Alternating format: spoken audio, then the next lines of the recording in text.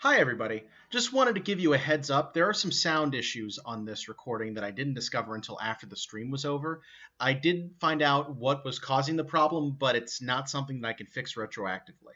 Since the sound does go back to normal after a little while, I decided to go ahead and post this video since I also want to give you guys an idea of what these streams are going to look like in the future. Uh, I apologize if it causes any problems for you, but hopefully you'll still be able to enjoy the video and enjoy future streams, which will be much better sound tested. Rock on, guys, and never stop drawing.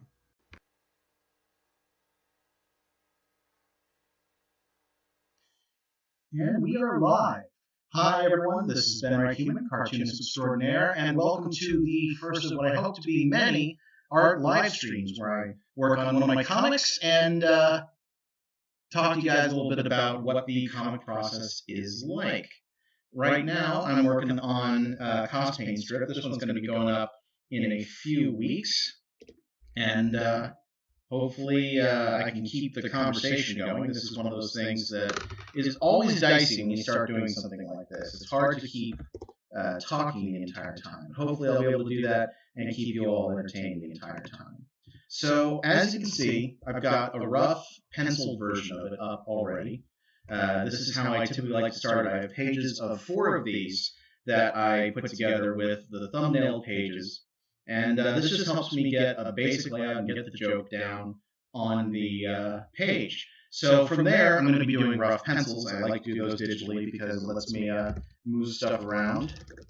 You will only see me do a tiny bit of copy pasting. Some people consider cheating. I figure I'm trying to put out a comic book. You got to do what you got to do.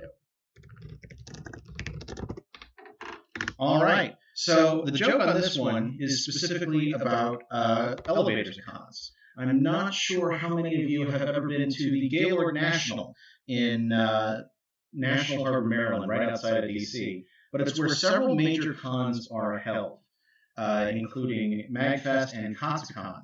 And one of the things they have that I've always thought was a little bit funny is their elevators require a hotel key card in order to get anywhere. So I'm building a joke around that. Of course, you can always take the escalators. You can go through to a couple of floors without one of the cards, but it's also completely possible to get trapped in something like that. All right. So I've mainly had experience. Why is it so light? Hold on. I screwed up and put it underneath the thumbnails. That happens. Do what I'm telling you. You're just not going to cooperate with me today, are you? There we go. So MagFest actually is when I decided that I really wanted to do a live stream like this. I was there just a couple of weeks ago, and it had me thinking a lot about the creation of this particular strip. As it happens, the very idea of doing CosPain came from that convention. Back in 2017. 2017? Yeah, 2017. Sorry, I had to think about that one for a second. But it was all based around a strip. I believe it was the third strip to actually come out was the original idea, where I was dressed as Zero from Zero Time Dilemma, which is a full Plague Doctor outfit, and I couldn't see a thing. And there was a photo shoot, and I wasn't going to be a part of the first part of it. So they basically left me with the bags as a guard to make sure nothing got stolen when I couldn't even see the bag. And that led to not just that one particular joke, but it also led to me creating this comic in the first place. All right, so position should be good. Yeah, every time I end up going to MagFest, which, by the way, is one of my favorite cons of all time. It's funny. It's just a lot of fun. Get a sensor drawn on there. But yeah, I have yet to table there, although I do really want to at some point. And even when I don't table, though, I'm like, well, that's great. It means I get to have fun at this con and walk around and not have to worry about doing sales. These pencils are going to be very rough. I like to make them just basics of what you need. And that looks like an elevator panel, right? A little phone box right above it, just because why not? Little phone icon. But yeah, I actually thought about doing the first live stream while I was at MagFest. And the main reason I didn't, there are a couple things. One was I was very tired most of the time because when you go to a con for fun, it can get exhausting. Let's make it a little bit bigger on that side. Have that up there. All right, that'll be enough. And you have the edge right there. And that is an elevator. But yeah, it can be very exhausting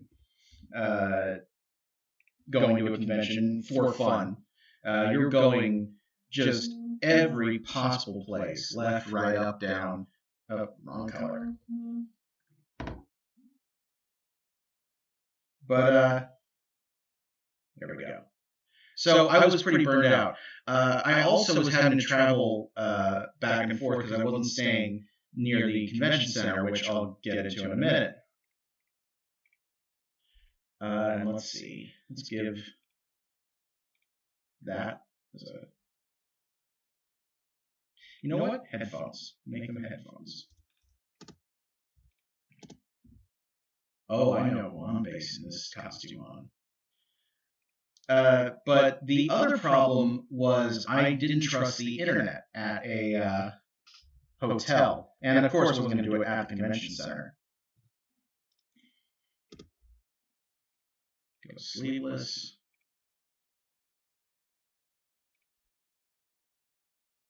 With a little bit of crazy fro right there. Because why not?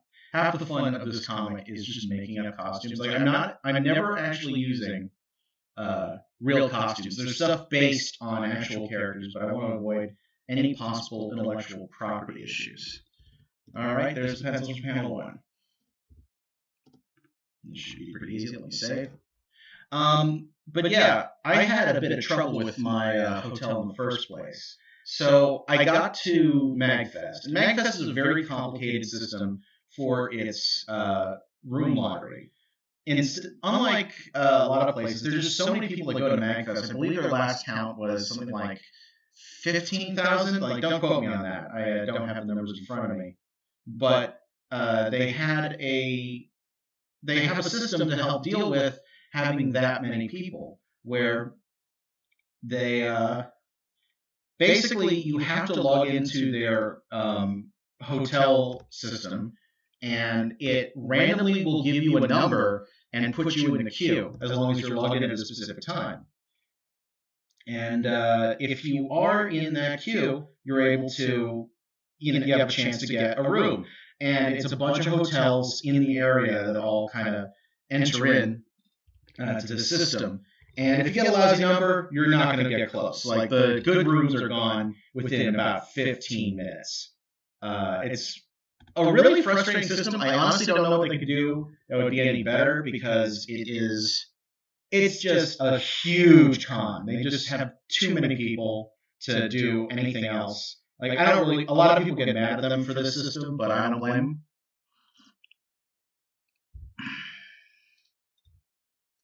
It is what it is.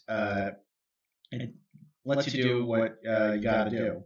But in our case, one of us was able to get a room in the hotel the convention's actually at. I mentioned it before, the Gaylord. And then I saw a room for the Hampton Inn, and I'm like, great, Hampton Inn is right across the street.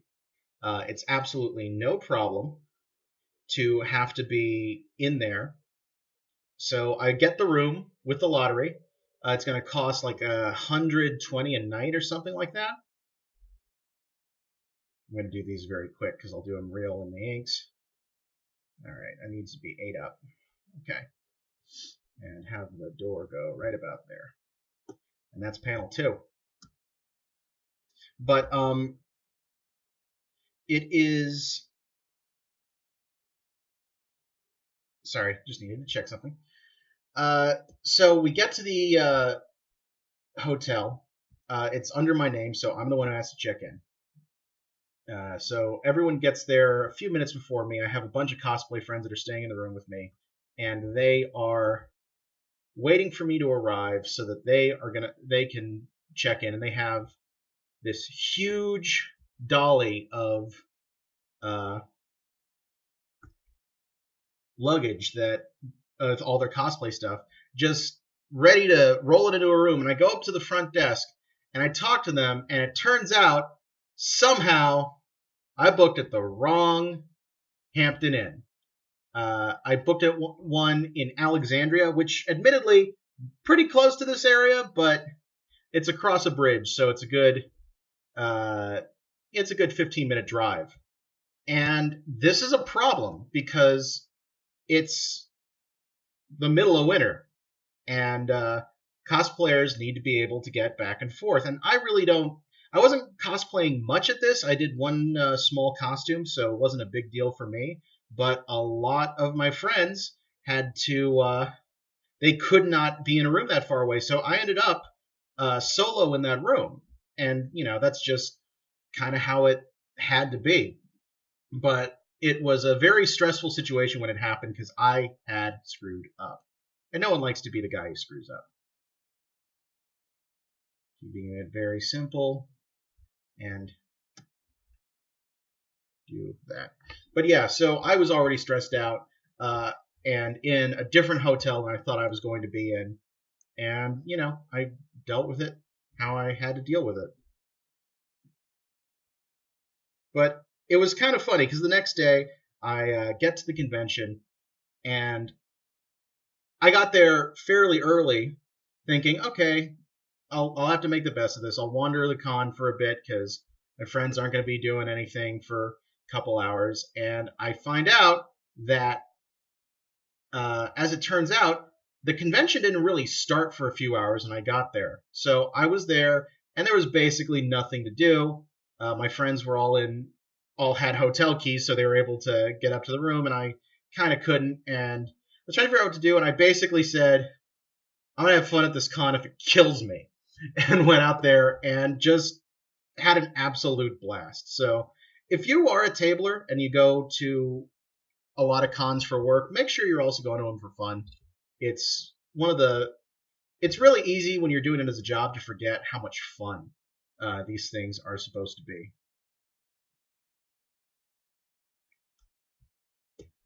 All right, we're trucking along on this. I'm glad, honestly, it was the penciling stage when I thought maybe I wouldn't be able to keep talking because, this is the part where I have to think. Anyone who does art knows that it's the writing part that screws through your language center, and penciling's basically writing. Even though I already have a script, even though I already have that part of it done, it doesn't change the fact that what I'm doing right now is equally as thought intensive. In fact, though, we are down to the last panel, and this one's going to be quick because, like I said before, I am known on occasion to cheat. Now, some people tell you that what I'm doing right now is wrong. I say, shut up. I try not to abuse copy paste, but when you work digitally, it's a tool in your arsenal. And as long as you're not abusing it, because abusing it looks awful, it can be something that can really make your life a lot easier. One thing I used to do a lot is I would copy paste the pencils and never copy paste the inks, but I even stopped doing that because I realized that the inks looked copy pasted anyway, so why am I making my life harder? All right. Since this is going to be identical, I'm just going to merge that down so that I have fewer layers to deal with. And this one, I only kept because I want to be able to make sure I get the size of the characters correct.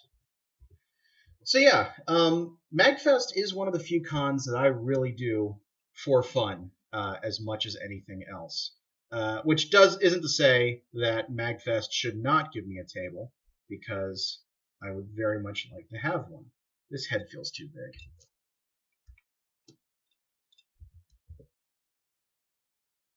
But yeah, it's kind of funny. One of the things that I did that I've not really done at a con before, MagFest has a great tabletop community built into it. And I really started, I actually gave my business card to a few game designers who were there to represent indie games that they were putting together either through Kickstarter or however they ended up backing it. And part of what was interesting was I looked at this, I'm like, this is stuff I could do, and I really like tabletop games. So maybe that's another avenue that I can start taking advantage of. When you're a freelancer, you look for whatever you can get. Let me take a look at the image behind. I feel like that head's still too big.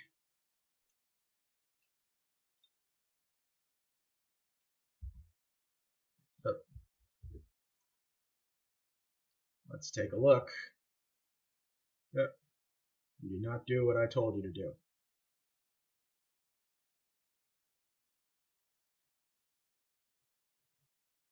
Oh, it's because I have the layer turned off.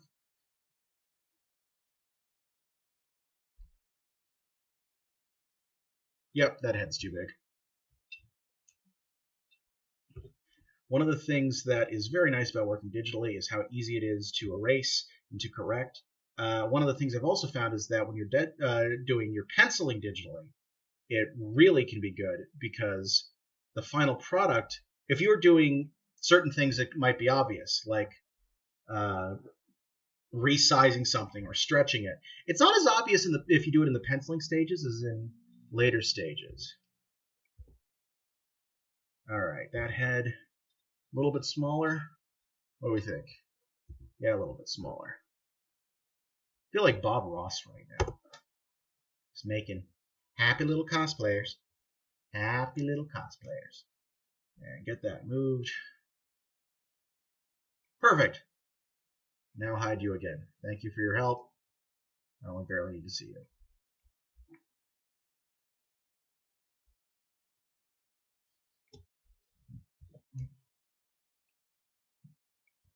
All right. First time we're actually seeing the front of this particular costume, but I think I have an idea of what it'll look like. Uh-oh, getting a little lag there.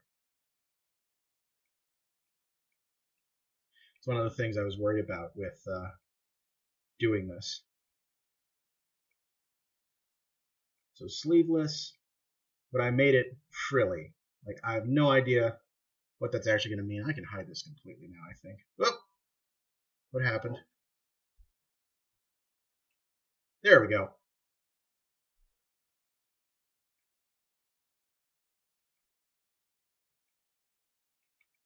Yeah, this looks like it's going to be a very simple costume, but that is fine.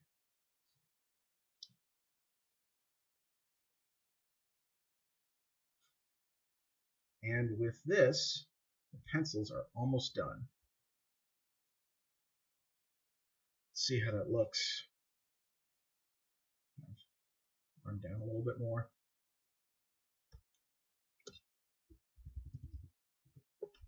Hide the nails. And with that, making the arm a little. Those are the pencils. And we're only been doing this for less than 20 minutes because I started late. Perfect.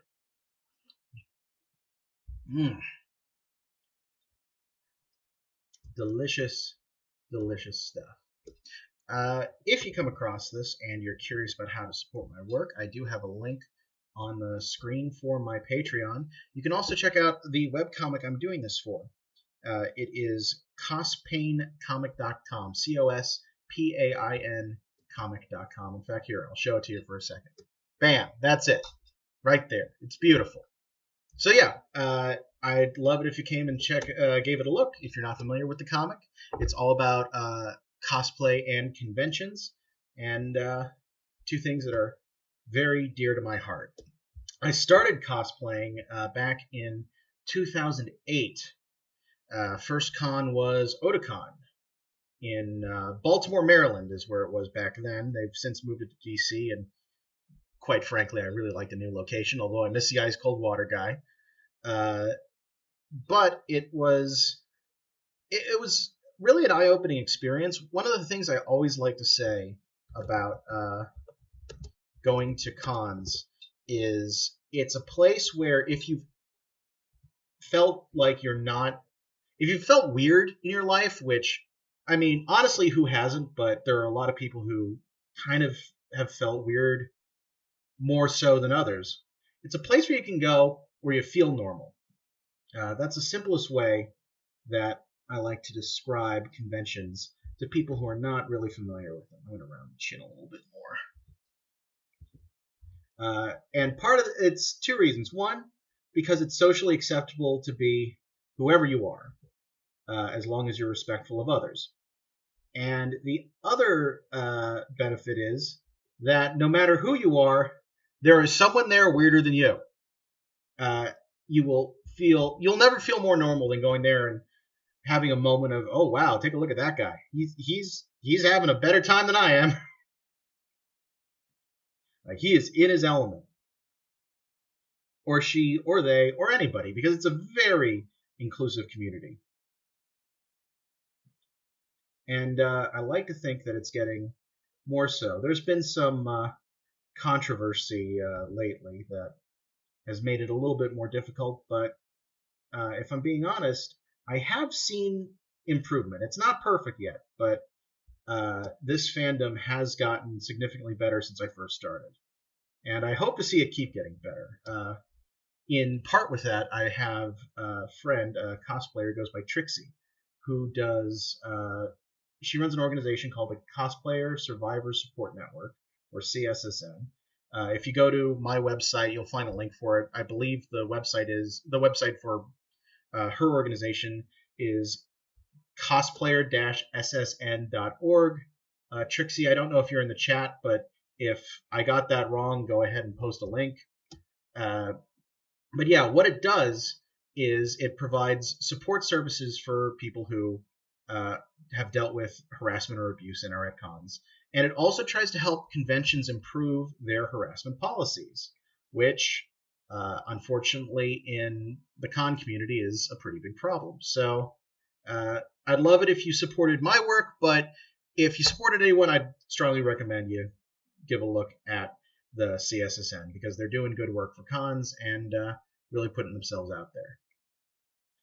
But yeah, Trixie was actually one of the very first people I did cosplay with. I actually knew her from college. We were in the anime club and the ballroom dance club together. I am a ballroom dancer, so that's another nifty thing that you probably didn't know about me. And in fact, one of the other things Trixie does is she runs formal balls at a number of conventions. If you want to see that at conventions, again, go to her website, because she's an awesome person and does that kind of stuff. And I sometimes help her out with it.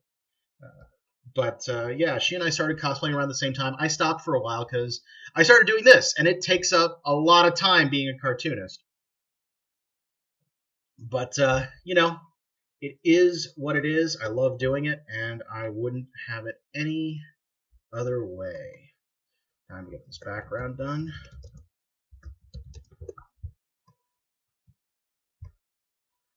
Yeah, we're actually making pretty good time with this. We're not even a half hour in. We're already into the inks. Oh, I want to make that thinner. Now, when I was doing this, I was actually thinking that there was no way I was going to finish the strip, because it typically takes me a couple hours to do a strip on a good day. Sometimes it can take longer if everything ends up more intricate. This one, I kind of picked this strip because I knew it was going to be a little bit simpler, in the hopes that maybe I'd get lucky and be able to get farther than I was originally anticipating.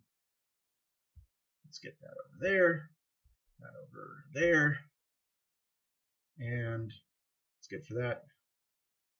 Little box here. You'll note when I was penciling this, most of it was behind, most of this box was behind a speech bubble.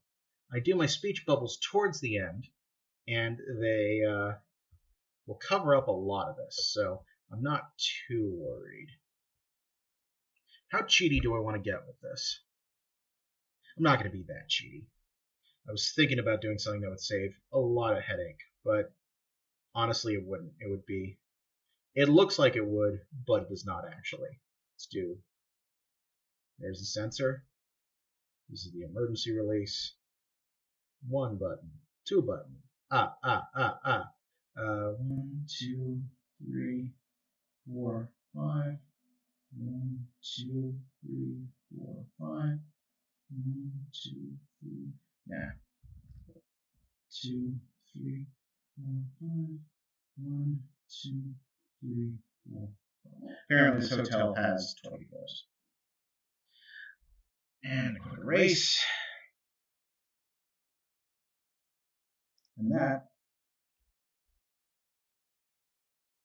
is... Oh, almost forgot the part up here. Nope. That's better. And this back wall. And that is panel 1. There we go. Now on panel 2. So I'm doing all this in a program called Clip Studio. I originally, when I was doing digital art, was doing it all in Photoshop. And a while back in, I think I started the project in 2016 but finished in 2017. I did a horror comic called The Man in Green. For those of you unfamiliar, I love doing horror comics. I don't get that much time to do it because I'm working on other projects. But this was the last big horror project I did. And I did the entire thing in this new program, which used to be called Manga Studio. They changed it to Clip Studio because they thought clips sounded better for Americans, which I would much rather draw a program called Manga Studio than Clip Studio. I'm not making clip art. But I decided to challenge myself and make the entire comic in there. And I also did it for the Center for Cartoon Studies, where I went for graduate school and helped them out because they were talking about whether or not it could replace the Adobe Suite. For those of you who don't know, I'm sure you've heard of Adobe. They make Photoshop and Acrobat and Adobe Reader, all those programs, and they are arguably the top of the industry for a lot of stuff. A lot of people don't realize Photoshop is also one of the premier drawing programs. It's been used by digital cartoonists for a very long time, and is sort of the head of the field there. And a lot of people don't want it to be, because Photoshop... The big problem is, especially with their recent move to to the Creative Cloud, which means that you basically pay a subscription to use all their software, and there aren't many other real options. It's become prohibitively expensive for indie creators to be using their suite. Now, I still do. In fact, it looks like we'll have time to get into coloring. And for coloring, I do that in Photoshop, because I actually like how it does coloring better than Clip Studio. But anyway, a lot of people have had to drop it because I'm paying, I think, I'm paying $60 a month to use this. And that's, you know, if you're a big company, that's not a huge deal. If you're the little guy, that's awful. And one of the nice things about Clip Studio, I have the top-of-the-line Clip Studio that continues to get updates. And it cost me one flat fee of, I believe I got it on sale for $75. So it cost just over 1 month of having the Adobe Suite. Now, I use other parts of the Adobe Suite too. I'm not just using Photoshop, so it's honestly pretty good. that I have everything. I use InDesign to lay out my books. I use Illustrator sometimes when I have to do work for clients. But I also do a lot of it now in Clip Studio, and I'm trying to do more and more of it here. And I got the top of the line version. Some people have been 1, 2, 3, 4. 1, 2, 3, 4, 5, 2, 3, 4, 5, 1, 2, 3, 4, 5. Just realized I forgot a couple buttons. Let me move these vertically. Cool thing about digital? That. But yeah, I had started making the move over to this program, and with the Man in Green, I realized I really could. One of the things that's nice about it is this line work. If you're really good at what you're doing, you can use this, and it's almost indistinguishable from something that people do by hand. Which, if you're a cartoonist, is a big deal.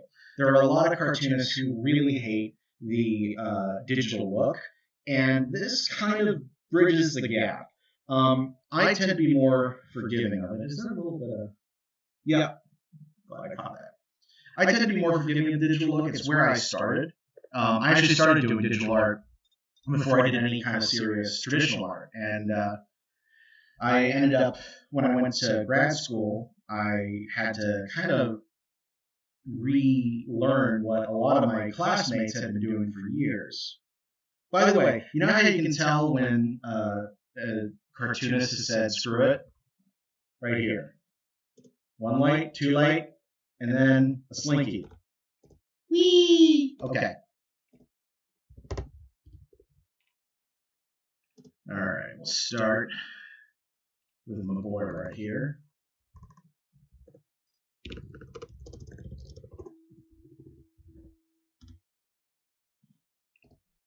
But yeah, if any of you are interested in doing digital art, I would highly recommend looking at Clip Studio. It is, honest, if you don't like it, it's not that expensive comparatively. Like I said, I got the top of the line version for $75.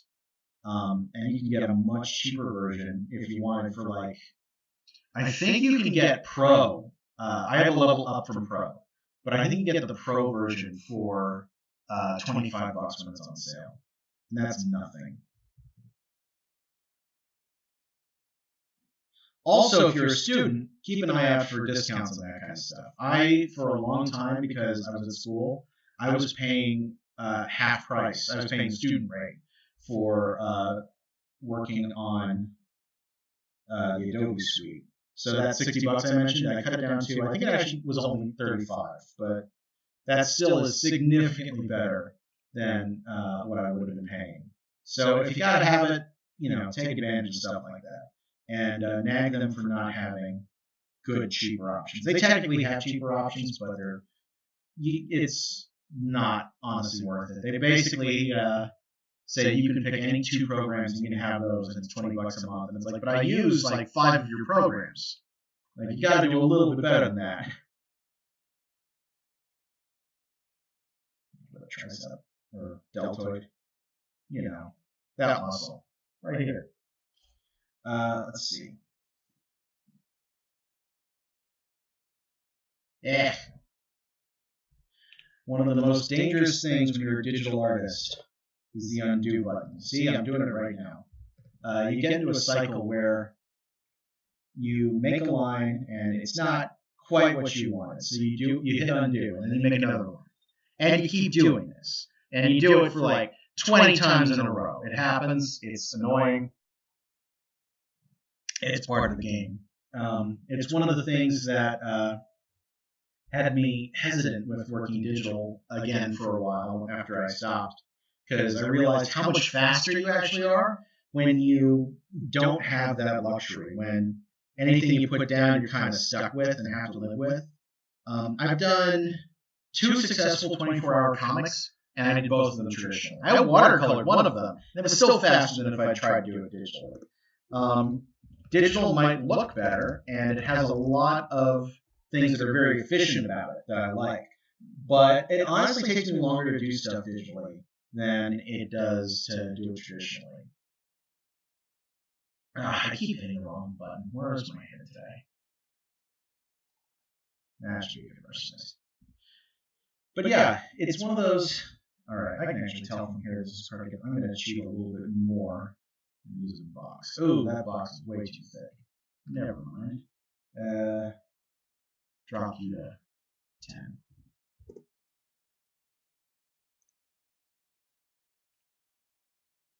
Cool.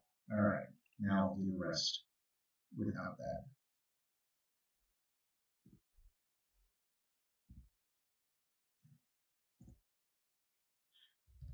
So I'm starting to try to do these strips twice a week. They're only posting once a week on Tuesdays at noon Eastern Daylight Time at www.cospaincom.com. Okay, showing over. But I'm currently posting them once a week because it's the idea of trying to be funny on a consistent basis, that more than absolutely necessary is very stressful. And I like to think I'm a funny guy. Go ahead and add the little trapdoor you can get in one of these things. Made that too big. Make it a lot smaller. How big are those trapdoors? Who cares? People will get the reference. But I am working now on trying to get 2 of these strips drawn a week, even if they don't go up, because it is very helpful to have a backlog going. And as it is, I've been. How did I get on there? Kind of squared edge.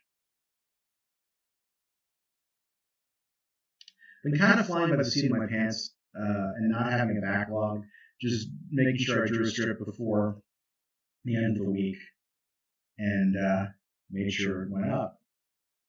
And I didn't really. The truth is, I would like to be doing more strips a week. And I've been letting fear slow me down because we've all read newspaper comics. We all know the decline in quality that a lot of them saw over the years. Like, don't sue me, Jim Davis, but Garfield hasn't been good in years. And other comics like that are similar. It's just that they're putting out comics every single day. Of course you're not going to be funny after a while. It's just you run out of material, or you don't have time to really craft because you have to meet a deadline. You have to crank stuff out. And I was really afraid of ending up in that situation, in part because I didn't think I'd be able to do it. I grew up reading newspaper comics. I talked about this a bit in the intro to my latest CosPain collection, Never Skip Wig Day. No, Never Skip Neck Day. I keep doing that. Never Skip Neck Day. But it's about wigs. I talked about the fact that when I was growing up, a big part of how I learned to read and how I learned storytelling was I'd sit with my dad at the table in the morning during breakfast, and we'd read the comics page. And I grew up inspired by guys like Bill Watterson, who did Calvin and Hobbes, and later Jim Boardman, who does Zits. Both of them went to my college, by the way, Canyon College. I was actually told that by one of their admissions representatives, and it's what put that college on my radar. Like, comics meant that much to me. But one of the things that was kind of a problem was I looked at what they were doing, and I read all their comics, and I realized, I can't do this. How do these guys be this funny this often? And it wasn't until later in my life that I realized it doesn't matter if I knew exactly what they do. if I can do it right now, I want to. And that's the first step to learning how to do it. So I started working on comics, and I started getting into making more comic book style stuff, making mini comics, putting out a graphic novel. And this is all stuff that I do still want to pursue. I forgot to bring both of them with me. And I actually did not need to copy the character model for this, but came along for the ride.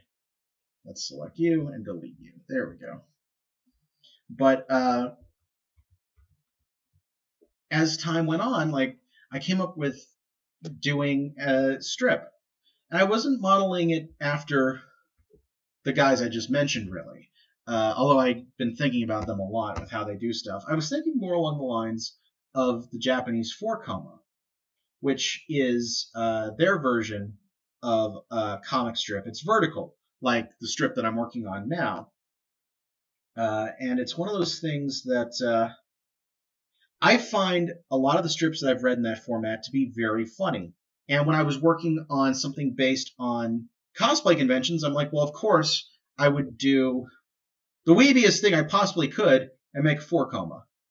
I don't know if when it comes out in the full book, I'll do it right to left, but I'm disinclined to because the panels aren't set up that way. I didn't go full otaku on that one. But the I'm not getting that eye right at all. There we go. I'll erase that line through the face before I go further, by the way, or before it gets to the next stage. What did I just do? Oh, I switched tools by accident.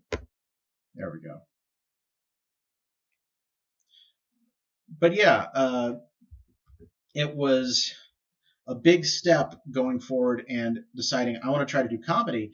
And the thing that kind of threw me is people seem to like it. Like, I know how... I don't like how that sounds when I say that. It sounds very self-aggrandizing. But I've been really surprised by the positive response I've gotten. Which kind of tells me, well, I got to do this more. This is definitely something that resonates with people. This feels a little like a David Bowie outfit. I don't know quite what I was thinking with it. I was kind of thinking of... I didn't go in this direction, so it's not going to be obvious, but I was kind of thinking of Chie from Persona 4, which I recently played and recently became one of my favorite games of all time. Like, it's a really good game. But I was kind of thinking of her design. Now, but yeah, it's been very rewarding, the responses that I've gotten from working on this comic. I actually just recently had a fun thing. I've been posting them to Reddit in various places, and I just posted the last strip that went up, Misplaced Modifier, on the cosplay subreddit, and I got Reddit Silver, which is basically someone saying, hey, I'm giving money to Reddit so that I can say to you, good job. I guess it's like a donation in your name, sort of, is how you can think of it. It's cool, whatever it is. I like it. All right, time to get rid of that line. I'm just going to do a straight erase because I'm not going to need to copy this elevator again, I hope. And if so, I'll just redo that one line. And I need to do the same thing up here because I forgot before. And with that, that was too much. With that, I do believe the line art is done. Let's turn off the pencils.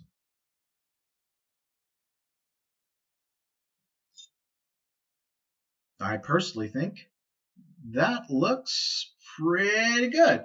How are we looking at for time? 45 minutes. Okay, why not? I was thinking this could go as long as 2 hours, although I was debating, since it's a long time to be talking. No, you don't get to see my files. Let me move that away. What I'm doing right now is I'm exporting a bitmapped version of the file, format called TIFF. For those of you who don't know, it's just one of the better files for doing a lot of conversion stuff. And the reason I'm doing this is, hold on, I just screwed up. Yep, give it a second. It'll go back to normal. I promise. There we go. And I just realized because of lag, I fixed it and kept saying that when stuff was already done. I'm smart about streaming. Have you noticed? But what I'm doing now is I'm creating a version that's been thresholded. What this means is it's creating a file that only has black or white and no in between whatsoever. Which means that it'll be very high quality. You can have very high dots per inch on this, and it will just look really spiffy. And it's a really good file to use for line art in particular because it makes sure it stays crisp and looks as good as possible. Now what I'm going to do is open up Photoshop, which I didn't have open because I didn't want to make Clip Studio lag like crazy, because it sometimes does when working with Photoshop. In fact, I'm going to go ahead and do I want to close this? Yeah, I'm not going to close it. Normally I would close Clip Studio unless Photoshop gets really laggy. I'm not going to do that. So we'll see what happens. If it's laggy, I'll close it. The problem is when you reopen Clip Studio, in the way I have the file set up, it'll take a long time to load back up. So we'll just have to sit here and chat while that happens. But thankfully, it looks like Photoshop's being pretty quick. Where are you going to open? Oh, you can see a lot of extra stuff, including some stuff for strips. No spoilers. And just drop that sucker in.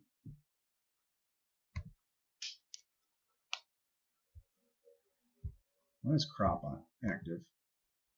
There we go. So step 1, change the grayscale. Step 2, come on, change to RGB. I work in RGB because of the advice of a friend of mine, Abe Olson, who does, he worked tech at CCS for a long time. And one of the things he said is you should never use CMYK when you're building a file in Photoshop, because it's not actually CMYK. It is the computer trying to figure out what CMYK would look like when portrayed in RGB. So he said, if you're going to be doing it, you might as well do it in RGB so it's not transferring in an extra way. And it'll get you closer to the color you're actually looking for. I do still use CMYK linked colors as much as I can, but I'm looking at them in RGB. And if you're not a tech person, I just spoke a foreign language to you and you do not give a damn. So, okay, I will move on. So I've just made it so the white on that doesn't matter, and I've also given it only 50% opacity. The reason for that is I want to know when I'm drawing underneath a line, because that can affect things sometimes. And it can make it look funky if you do it wrong. And I'm turning you off. This I'm doing to make sure that the any drawing I do that goes outside the panels disappears.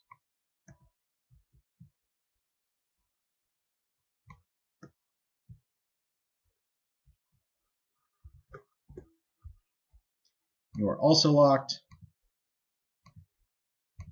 Now I have my coloring layer.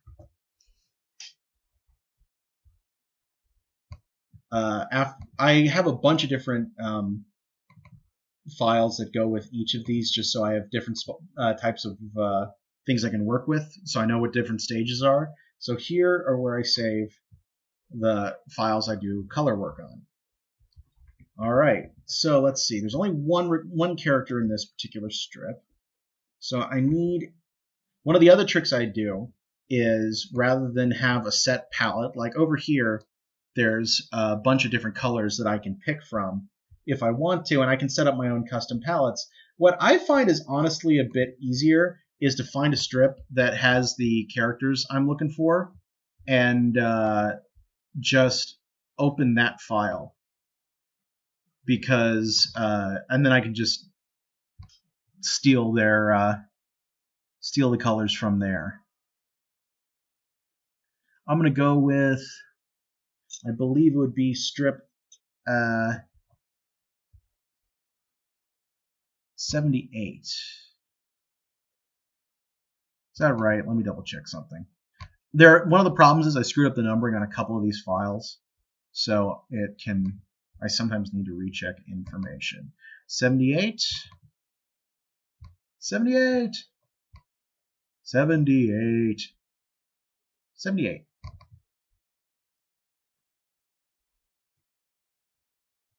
There we go. So this is the character.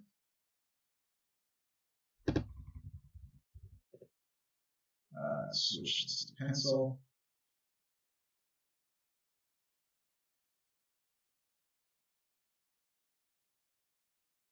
Oh, this is lagging. See if it stays bad. If so, I'll need to make an adjustment. Cool. Yeah, I doubt you can tell, but sometimes I'm making marks and nothing's happening for a little while. As long as that doesn't keep up,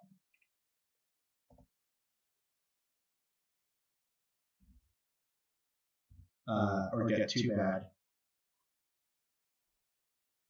Okay, that's pretty bad. I'm going to go ahead and close Clip Studio. I'll just have to reopen it when the time comes. Quick check on Task Manager. Yep. Let me show you what the problem is. That is, well, McAfee is getting in there, as some of my friends call it, the McAfee virus. But Adobe takes up a lot of power, is what I'm saying. So let's see if this is better. Oh, it's much better. I can already tell. Or maybe not. Are you still being a butt? Stop being a butt. Make that a little closer to the eye.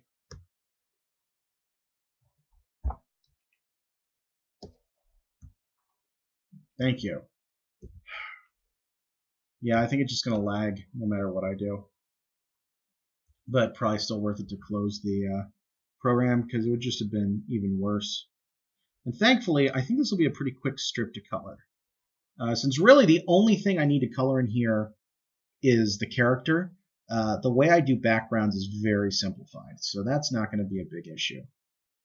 I think I'm actually going to finish the strip while I'm here, which is fantastic. That is, in fact, a better outcome than I was expecting. I need to minimize some stuff over here so I can make sure I see the analytics. See if anyone happens to pop into the chat, which so far it's been nobody. I've been talking to the void, and that is perfectly fine with me, because this was in many ways a test. And I'll be making this whole thing available for people anyway at a later date. In fact, one of the things that I'm testing is to see if the streaming service of Twitch will really give me a decent recording of this.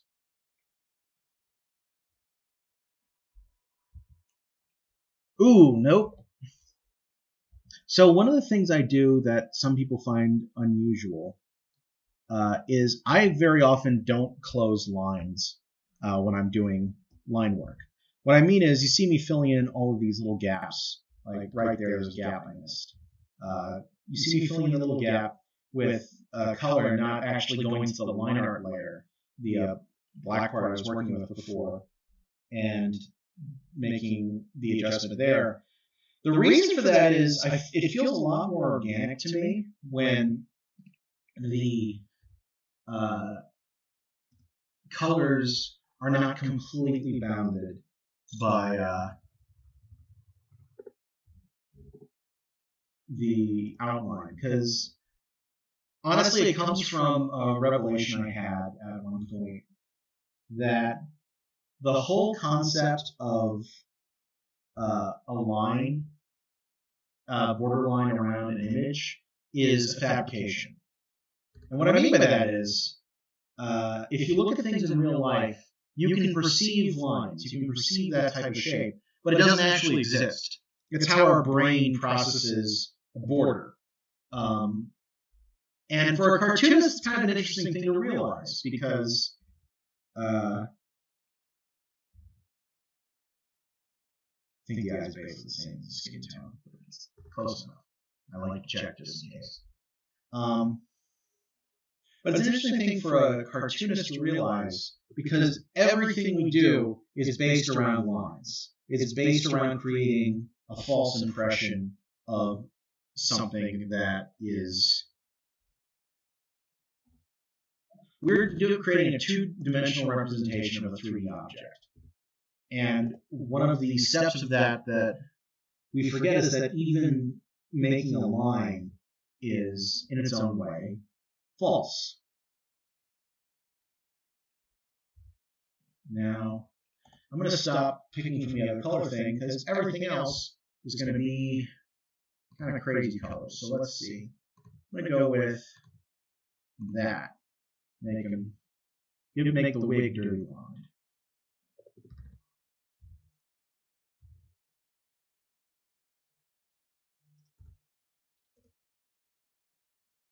But yeah, because of... It's not just because of that, but it's sort of a related thing. That I always like it when the lines don't completely close. That there's some spots where the color can meet up with other colors and blend more naturally. Also, I think it's good when you're trying to do movement, because the more solid the lines are, the less jagged they are, the less it feels like the thing is actually moving. See, this is why I made those blacks lighter, so I could see through them, because that tells me that I accidentally had clicked and filled in the entire area behind the black with yellow, which usually you don't notice, but it can sometimes screw up printing stuff, or it can lead to you making other mistakes, and it's good to fix. What color should I make the headphones? Let's say a good red. Now, one of the things I'm trying to do, you see these two warnings here? This warning makes sure that the color is what's called in gamut. And this is a web safe color. I'm trying to make them hit both. In gamut basically means that it will work with CMYK. And web safe means that it will show up online in the best possible way. And I usually try to make sure the colors work on both. And if I don't, it's not that huge a deal. Sometimes stuff will look weird if it's printed and you haven't done that, but if there's a color that is like that, I do test prints before I go forward with it. And if it hits both, I'm generally not worried. I've actually used a lot of these colors in various forms. And I will make the inside part black, I think, but I'll do that after I film this. Did I? Yeah.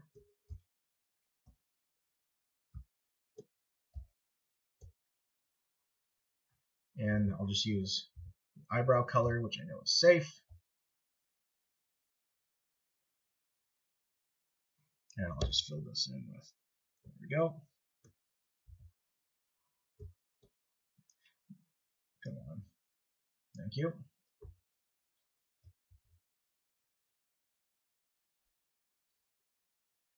All right. So I've got red and yellow represented. Oh, I know who I'm thinking of when I'm doing this design. I'm thinking of another character from Persona who would wear orange. Wouldn't be sleeveless, though. I'll use a deep orange. Why not?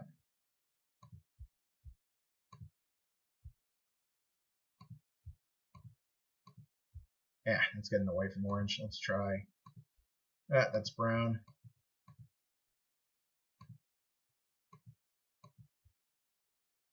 It's lighter than I was thinking, but let's see what it looks like. I actually kind of like that. So that's the color for this particular costume. And you know, I know what color I'll make those sweatbands. I'll do that in a second. So as you can see, I'm just jumping around, doing each color one at a time, because I honestly find it to be the easiest way to do it. Also takes a little bit less thought.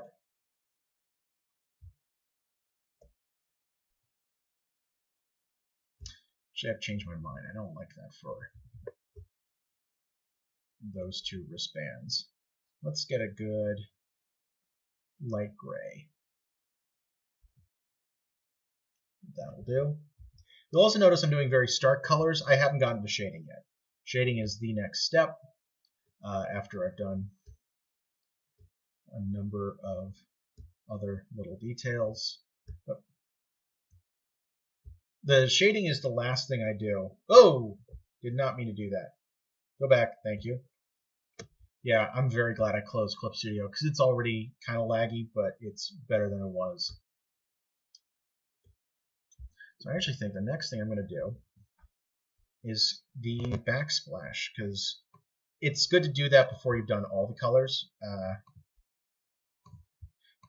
The way I like to do backgrounds, for this comic specifically, is I just do flat colors that change from panel to panel. And then if there's specific objects in the background, I'll often have them vaguely shaded. So let's see.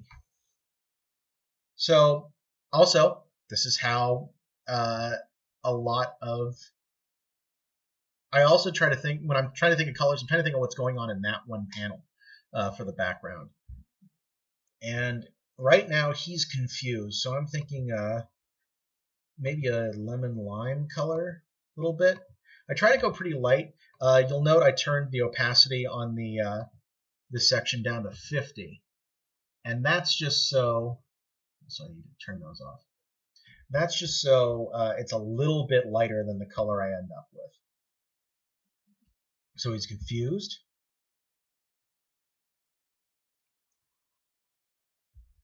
I think following this, a decent yellow will be a good call. It's hard to get a good yellow using the color gamut rules that I was mentioning before. Usually it has to be a little muddied. Let's see what that looks like.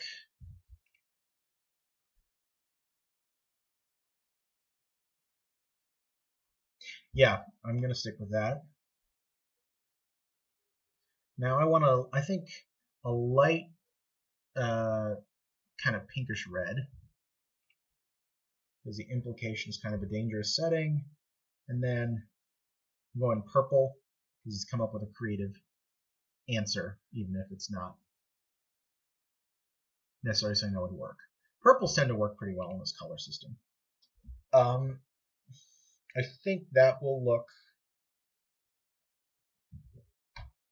Yeah, I think that'll work. If I need to change it, I can. It doesn't. It's pretty easy to fix. Now, one of the other things, always do this step before I fill in anything that's supposed to be white. Oops. There we go.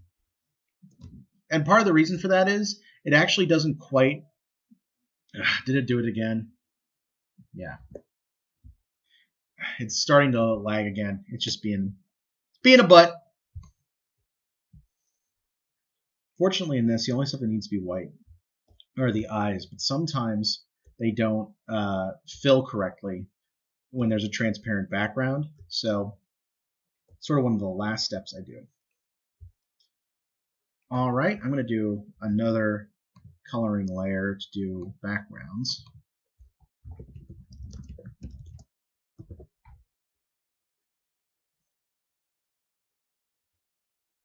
And I'm going to do this a little bit differently. Turn you down to 50. Fill. Fill. Fill.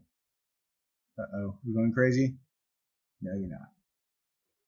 And fill. That panel's the main thing I need to have colored, and I'll be doing a little bit more. Maybe I'll do it for the door too, though. Ah!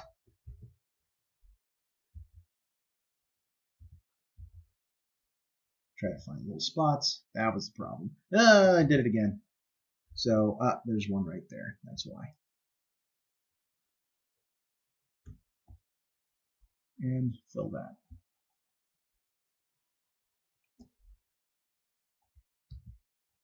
And, yeah, why not? Did I remember? You know, I didn't. Okay, so I had a screw up. And I think how I'm going to fix it is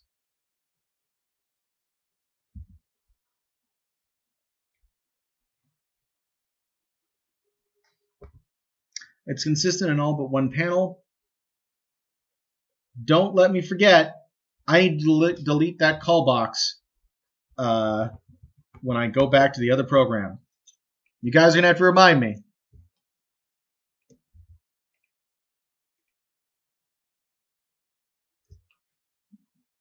And fill you.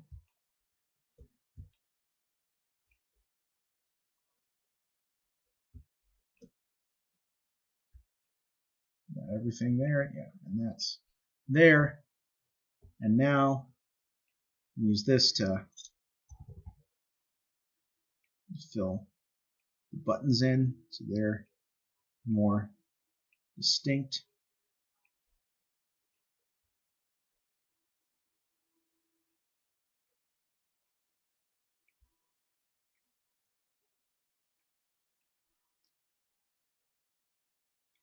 Up here. I'm getting out of shot, aren't I? That's one of the tricky things with doing this whole thing. Also, I apologize if the sound is a little tinny. It came across that way when I was doing this earlier. Unfortunately, I do not have a good mic at the moment, so I'm going off my webcam mic. For future streams, I hope to change that. Now, this is something I could have copied, pasted, and duplicated, and honestly, I don't think anyone would have noticed if I did. But when you have to get everything lined up and things like that, it's honestly probably easier just to do this by hand. And it makes it look a tiny bit more organic. Just a tiny bit. And people tend to like that. All right, we've gone over an hour streaming. I've amazingly been able to keep talking, which most people would be like, Ben, that's not amazing. We know you. You never shut up. But one of the things I've discovered is it's very hard to talk and draw at the same time. It's one of those things where, I mean, you've noticed it at least a few times while I've been doing this. I'd get distracted and go silent. I try to go back to the conversation I was having. I actually considered having someone help me MC for this. And that's going to happen. I'm going to have guests when I do these in the future. And I definitely plan to do more of these. And I plan to keep getting better and better at doing it. But I'm going to be extra lazy on these. But one of the things I thought about doing is bringing a guest to talk about other stuff related to cosplay or making comics and stuff like that. I mentioned Trixie before. We talked about potentially her coming on. I've got another cartoonist friend who's offered to come on, Kelsey Crawford. I'm sorry, Kelsey, I don't know your website off the top of my head, or I'd send people your way. So if you see this, don't hate me. I want to say KelseyGCrawford.com. If you search Kelsey Crawford cartoonist, you should find her. It's KELCI space CRAWFORD. And yeah, she's someone I've met doing the con circuit in the Columbus area, and does some really great comic work. And we've talked about doing collaborations and live streams before, so that is definitely a possibility. There's also I don't know. There are a lot of different avenues I could go with down that, and it's always easier keeping a conversation going. You've got other people that you can talk with. It's weird talking to yourself for an hour and a half, and it's a lot easier when you got people who can pop out of the woodwork and give you a hand. Let's drop that. I'll make this that. And I'll be making that button red.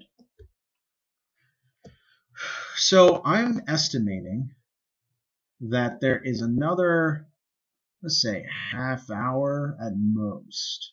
Not even that. I would say that we're probably going to be done with this strip by 8:30 my time, which is the next 15 minutes. Oh, didn't mean to do that. Come on. Ah. Yeah, you can see this is starting to lag a little bit more. Or you can't see. I don't know what it looks like on the stream. I just work here. Let's see. Here we go. I actually did one of these once before. This is not my absolute first stream, but the very first time I tried, it was for 24-hour comic day. So I tried to keep going for 24 hours. And that was a mistake. I've done 24-hour comics successfully before, but to keep talking and keep it interesting that entire time, especially when you have to think about what you're doing, it's very, very difficult. All right. We are now on to the final stage in the coloring layer, which I actually think will go very quickly, and that is shading. Now, for you techies and aspiring artists, the way I do my shading layer, I make a layer, turn it to multiply. I like to use purple for my shading, which when I first started trying to do it, I always used black, just straight black, which looked, now I look back at it and I'm like, what was I thinking? But, benefit of hindsight. Then I heard that if you use multiply and color on top of the layer, it would work. And I was changing the color for every single color that I was doing it on. And then I learned, while I was at CCS, the great John Chad taught us that you can just pick one color, and you pick the complementary color for the light source. So if you're using yellow light, you use purple for the shadow on a multiply layer. And you do that, and it creates great looking shadow. I also turn that layer to 50%, and I use a brush. This is one of the Kyle Webster brushes. Clean Comics, I think it's called. Let me double check. Kyle's Inkbots. I think I'm using Clean Comics 1, but with the opacity turned to 50%. And that creates... Yeah, it didn't come out right, but you see what I'm talking about. That color is what I'm looking for. Did it go back? Thank you. Why are you being a butt? Thank you. There we go. Much, much better.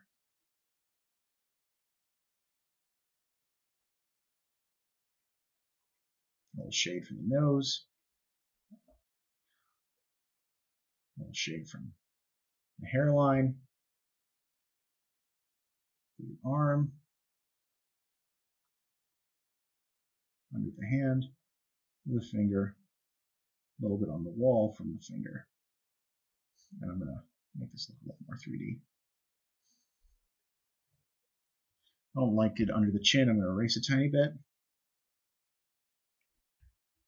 Is that reading? I erased too much. That's better. And back here, shade from the arm, shade from the shirt, shade from the collar. And I'm going to put a little, I'm going to do shade up here.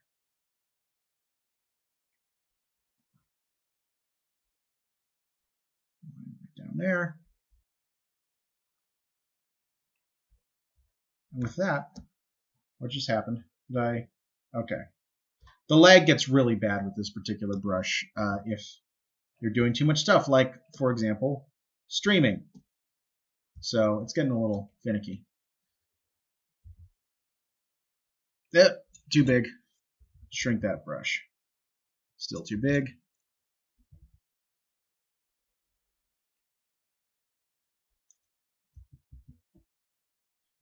Now I need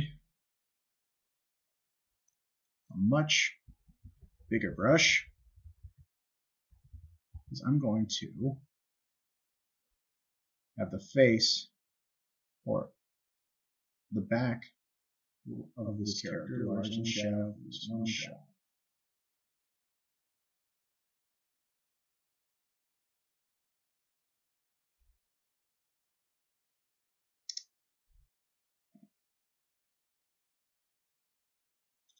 Erase.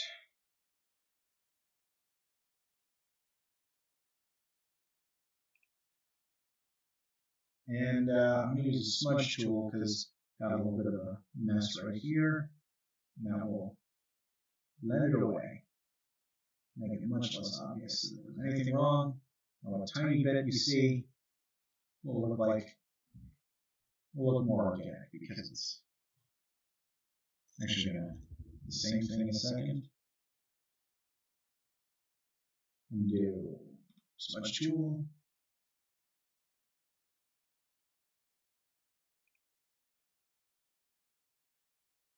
I'm going to erase a little bit along right there.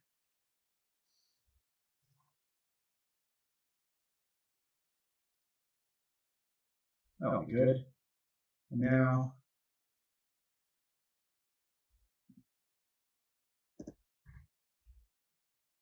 that didn't work right. There we go.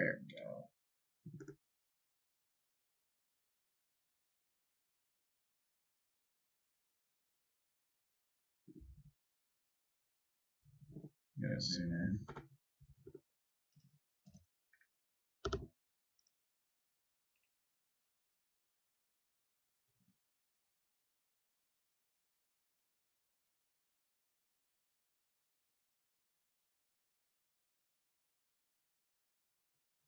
And you know what I was talking about earlier about not going quiet? I just did, didn't I? I haven't been talking for a couple minutes. Well, there you go. I made it an hour and 15 minutes roughly without shutting up.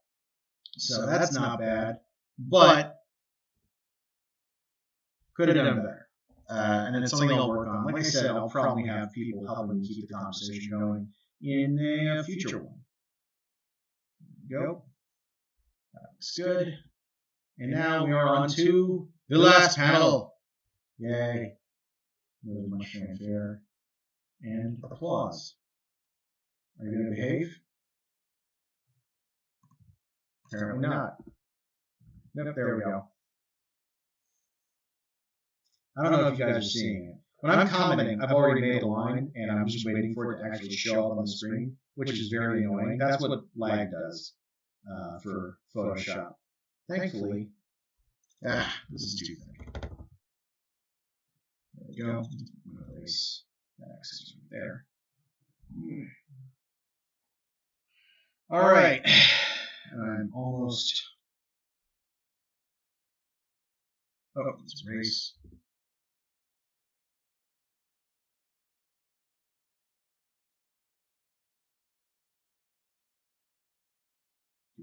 There, so you can see the 3D, and underneath the hand, underneath the arm, that, and that, and that. that.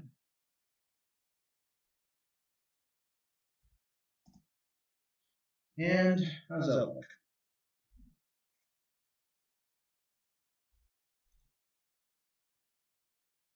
That is pretty good. All right, now it is time to get it integrated with the first one. So what I'm going to do is, actually I'll show you. I just turned off the line art because it would be redundant. And now I'm creating another TIFF file that has all the color information. The other nice thing about doing this is I can choose to discard layers and save a copy, which means I have a version that is just the colors and not all these extra crazy layers I put in there.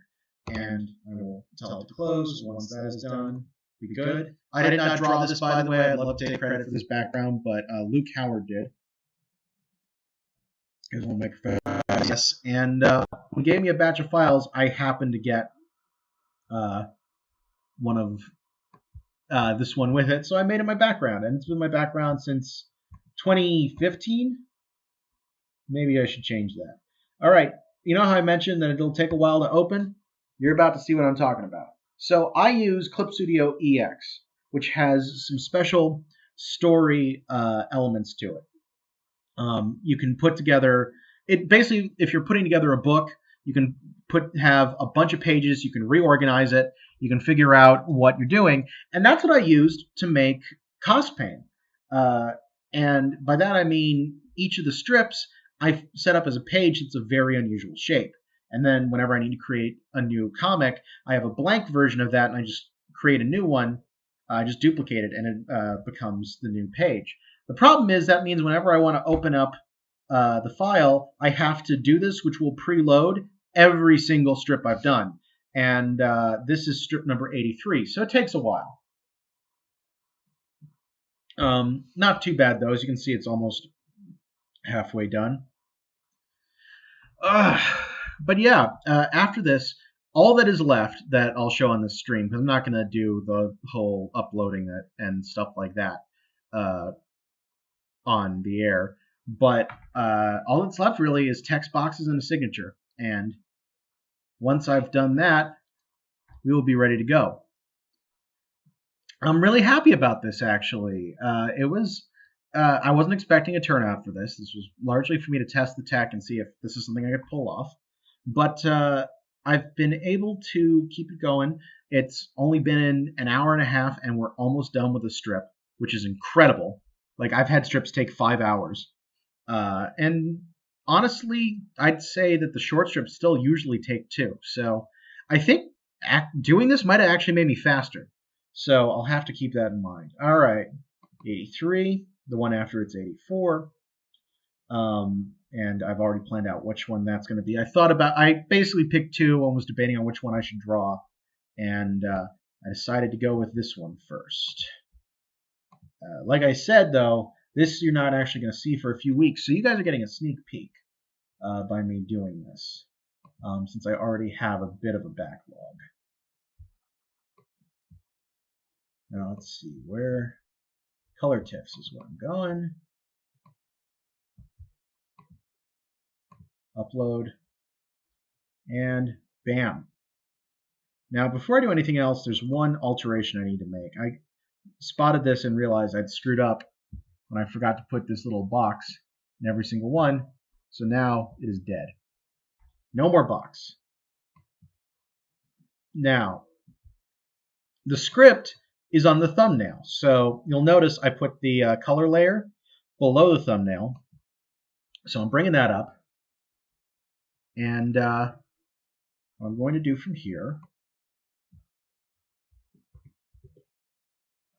start adding text.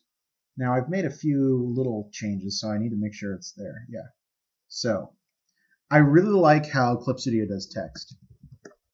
I can just click, and this will actually be part of the same speech bubble, just slightly different.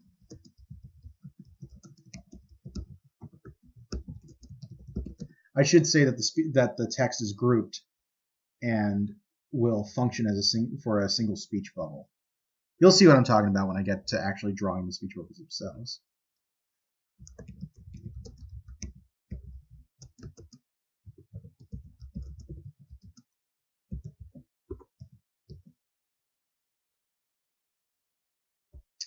I think I'm actually going to do this as two separate speech bubbles.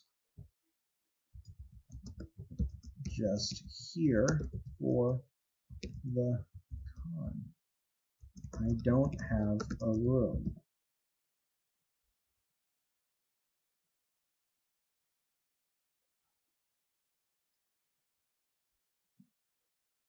Yeah, I'm changing some of the dialogue on the fly. That happens quite a bit for me.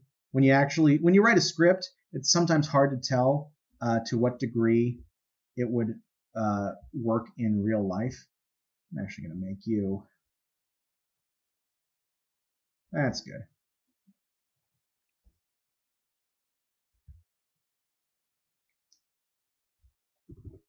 Escape room training. Don't fail me now. So this is kind of a doofy joke, but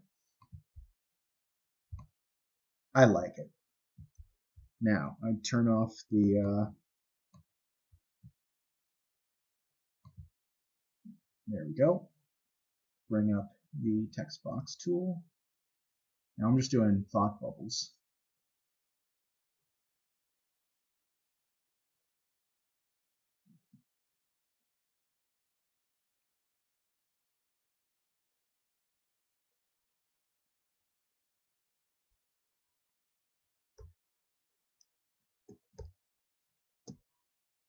So let's see. Hope I didn't just screw this up. We'll find out in a second. Nope, I didn't. Cool.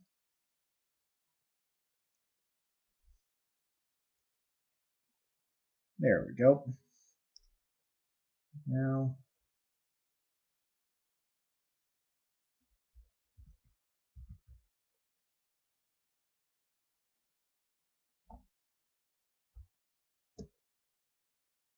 the final speech bubble. Thought bubble, I guess.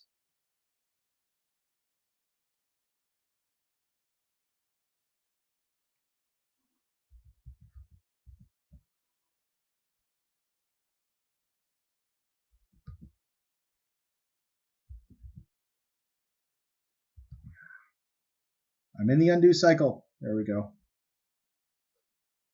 Oh yeah, I forgot I wanted to do something.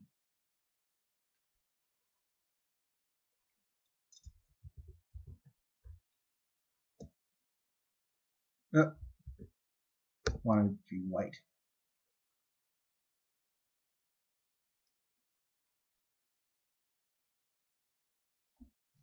Click, click. How's that look? I think it's a little too big, so I'm going to resize it.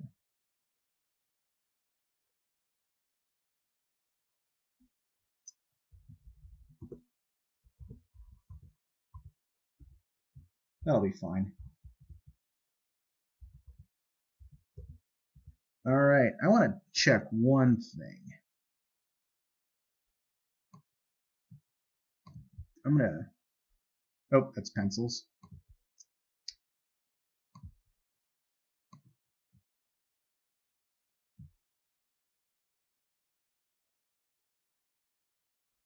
I actually like that better.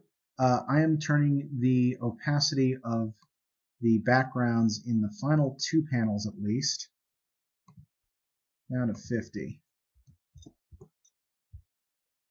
It makes it just a little bit softer and makes the character pop a little bit better. Now let's see if I want to do that in the other panels. I don't generally do this, but if it looks better, it looks better, you know? And I think that looks better, so I'm going to do that for all of them. Well, let's see if... this one maybe not. This one is special. No, I think that looks better. Okay, so the only thing left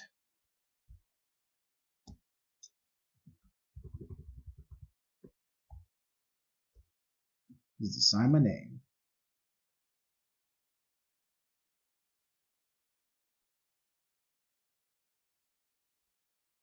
I'm going to relocate that a little bit.